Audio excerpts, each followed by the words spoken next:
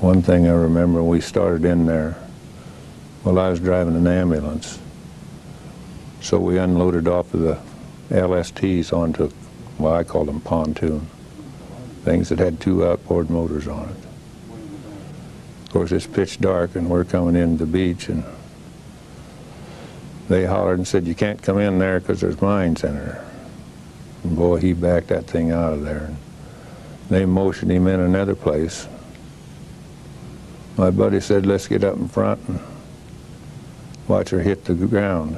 I said, "I'm going to back end and watch it hit the ground." When we hit the bank, the beach, it blew the whole ramp off of the thing.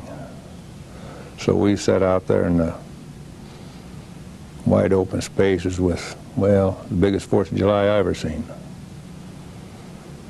Anti-aircraft, and of course the big shells was going over our head. But I don't know, I thought they'd never get that thing fixed so we could get off of there. But it never did hit the barge or whatever you call it. When did you first start treating casualties? Boy, you know, I don't know, they just, well, when they got things opened up and they had these big mats, metal mats, so we could get off. And I think it was the next day. But, boy, it was, I mean, you never seen so many dead in your life. And the smell, have you ever smelled burnt flesh? I never will forget it.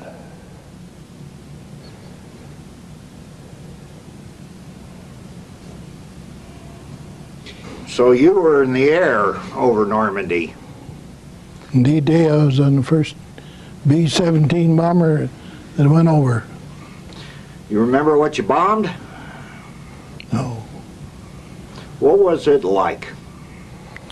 Well, I've seen a lot of planes, but I've never seen so many planes, so many boats, so many men in my life.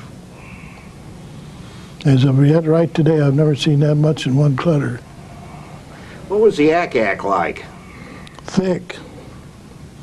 Thick enough you could get out and walk on it, like they say? Or? Well, Bob Hope made the comment one day when we talked to him.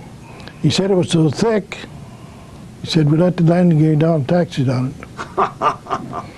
So she was pretty thick. Did you fly just one mission on that day or more than one? There was 3. Some didn't make only 1, some made 2, a few of them made 3. You went in on D-Day. I sure did. On Omaha or what? Omaha Beach. I was loaned to the Navy. I was a demolition expert. I took my training in Oregon. And I was loaned to the Navy. They didn't have enough personnel to go in and blow the obstacles. I think a total of 240 of us. I think, if I remember right, in each rubber boat went in on, there was 8 of us and an officer. I was unloaded off the Augusta in the channel. We went in on a rubber boat.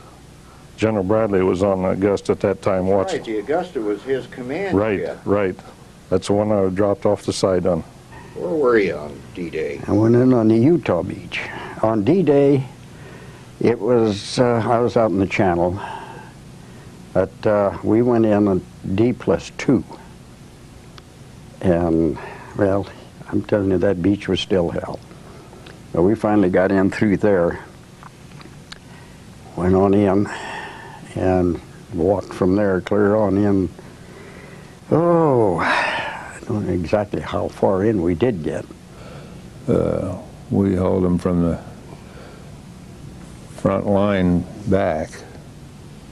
Of course, everybody said, "Well, you had it easy." Well, they didn't go by the book.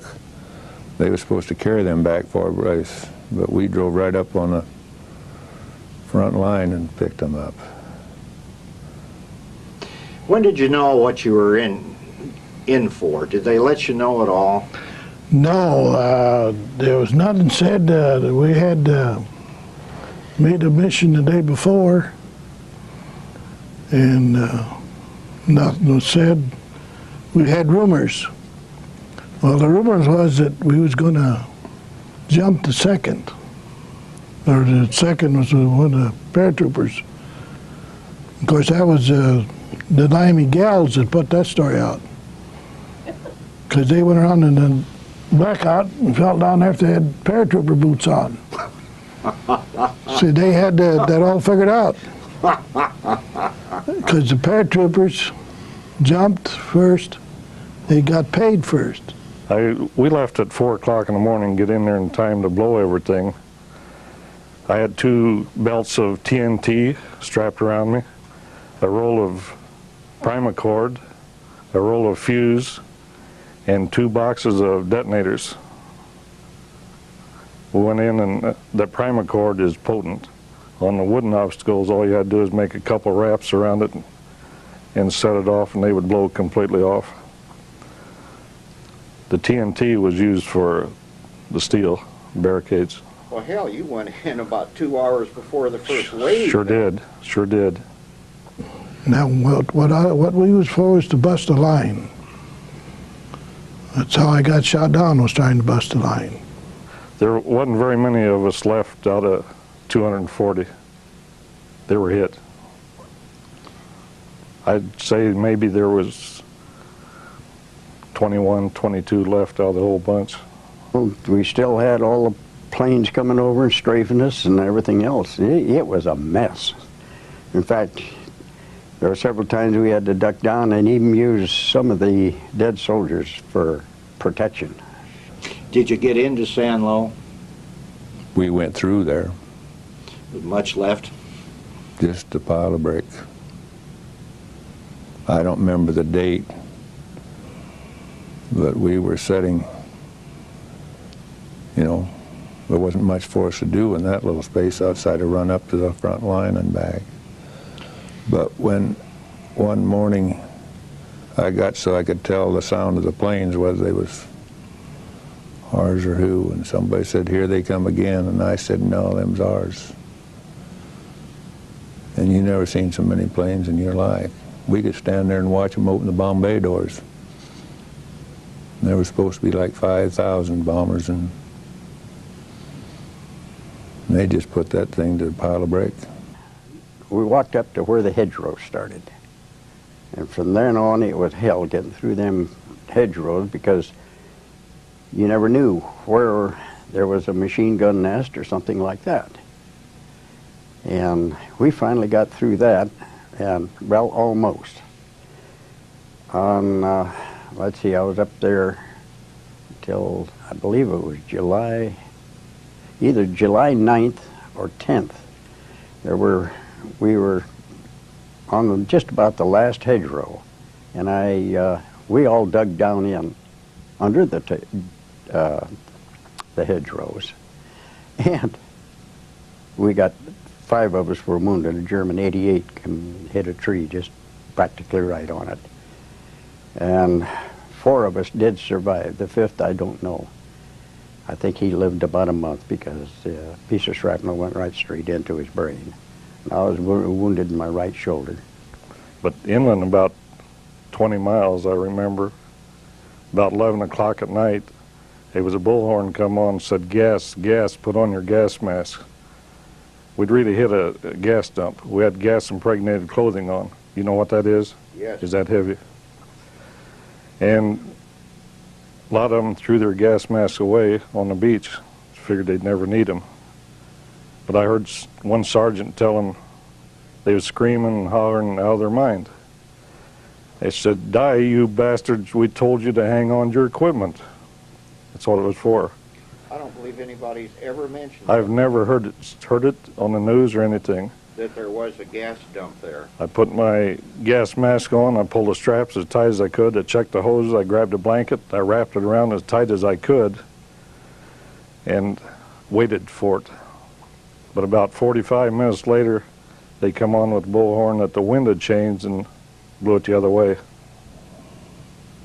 After it opened up there in July, we went to down and cleaned up the Barras Peninsula, and then we went the other direction, and we were following Patton from St. Louis. And the first night, and another fellow goes, there's always two to an ambulance. And they stopped for the night. Why, he said, we better get us a hole dug. I said, let's just dig one first, and that's all we got dug. And we wound up the two of us in one little hole. First they took us by jeep to the airstrip, and then I was flown over. I can't remember where the airstrip was, but where I got wounded was at La Haye Dupree, and from there on I can't remember for sure. And I found a little girl and her brother, about 12 years old, 13, and they were starved. I gave them all my rations, and I can't say it. She gave me a cross and a chain that I still got for the rations. I always wondered what happened to them. Looking back on it, all this time later, was it a good thing you did? Yes.